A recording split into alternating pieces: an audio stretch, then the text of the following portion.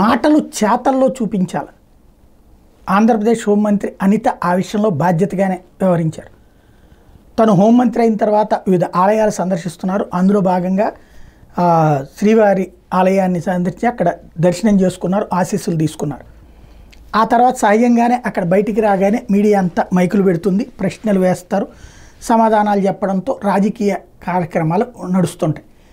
కొండపైన రాజకీయాలు మాట్లాడకూడదని ప్రతి ఒక్కళ్ళు చెప్తుంటారు. కానీ జర్నలిస్టులు వేసే ప్రశ్నల కారణంగా రాజకీయాలు మాట్లాడుతున్నారా, లేదా రాజకీయ నాయకులకి అదొక వేదిక అయిందా అంటే రెండు, తిలాపాపం తలాపిడికిడని ఇద్దరి తప్పు ఉంది అందులో.